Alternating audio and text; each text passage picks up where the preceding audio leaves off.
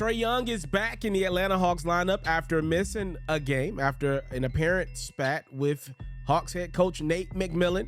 Atlanta's hosting the Oklahoma City Thunder, never turning down a Trae Young versus Shai Gilgeous-Alexander matchup. But first things first is DeJounte Murray knocking in the three.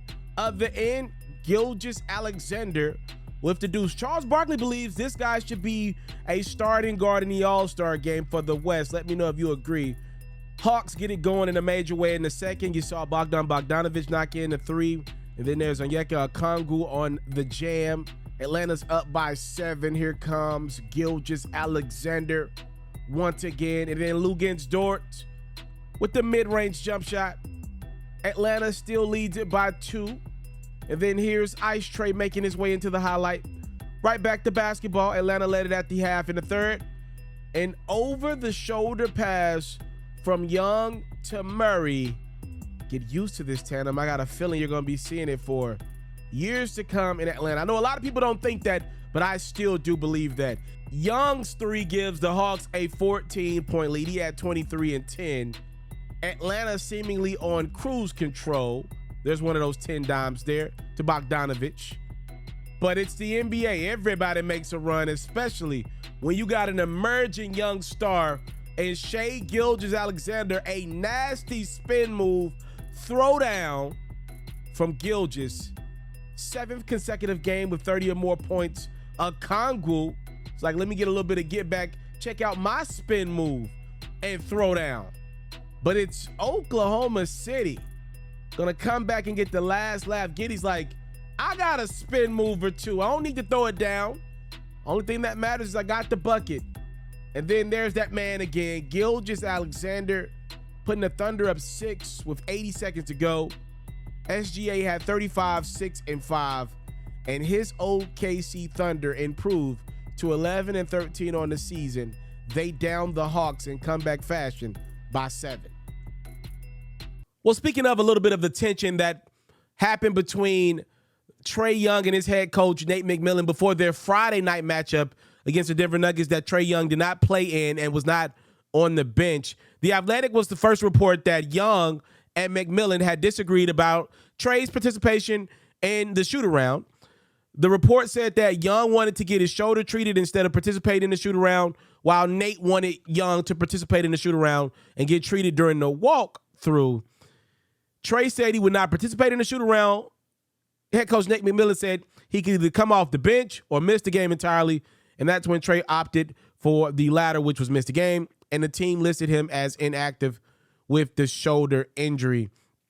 Trae did come in on this one because he was pressed by reporters right before this basketball game. Trae said, it was just a situation. We are all grown men here, and there's some times we don't always agree, and it's unfortunate that private situations and private conversations got out into the public, but I guess that's the world we live in now. But yeah, I'm just going to focus on basketball and focus on helping my team win, and that's what I got to be focusing on. Nate said Trae is a very competitive kid.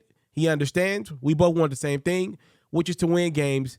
Again, things happen. We're not going to agree on everything. That happens in your family too, right? It's not always going to be a perfect situation. He is going to be fine. He is a 24-year-old man that has a ton of talent. He wants to win big. I want to win big.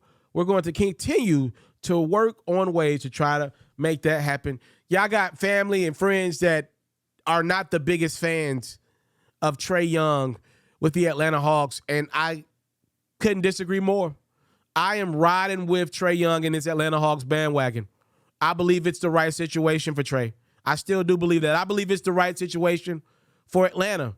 Now, there have been some things to leak out from that Hawks organization over the last couple years that I didn't prepare for. Like, to be honest with you guys, I don't want to go too in great detail because I don't play these games, but there have been rumors of situations involving women.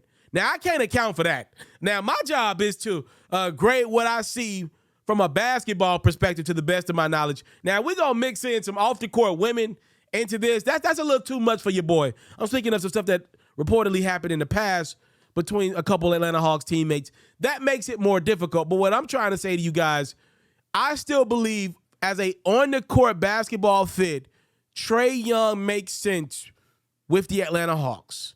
Now, Trae is one of those unique talents where he is really great at something, and you need to put things around him. I don't see his game adjusting or adapting anytime soon to other guys. Now, thankfully, a guy like DeJounte Murray works pretty well with Trae Young and what they're trying to do in Atlanta. Trae is a guy that can shoot the ball from anywhere. He is a guy that has limitless range. That's his ability. It's not that he's going to light you up from the three-point line from a field goal perspective from three. It's about the fact that he can make any three-pointer on the court. That's his key. That's his greatness. And that is a big-time greatness in a league where spacing really does matter. And Atlanta has a team and a culture that I believe benefits from Ice Trae. I go to a lot of Hawks games, and oftentimes the game will kind of be hanging in the balance, and then Trae will just kind of show up. Fourth quarter, he'll just put together a little 12-point quarter, and Atlanta will win the game. I've seen that maybe 5 or 6 times that I've been to Hawks games over the last few years. That's what Trae Young can do for a basketball team. Now, the frustration in that is you can never really hold him accountable on defense. You know, sometimes he seems kind of childish. There are like some little childish tendencies to his style of play, and it does feel like he might be a hassle in a locker room every now and then. I don't know that. I'm just saying it does feel that way sometimes. You kind of see the body language from teammates. I get that stuff, but I just think the guy is an unbelievable talent. I think he's a slept-on passer, and I believe the world of Trae Young, and if some of the teammates that he's got in Atlanta right now, specifically John Collins, are not the right fits around him, then I say go shoot again and go find somebody else, because Trae's not going to stop shooting, and I do believe he's a guy that's one of the 16 best pieces to build around in the NBA right now.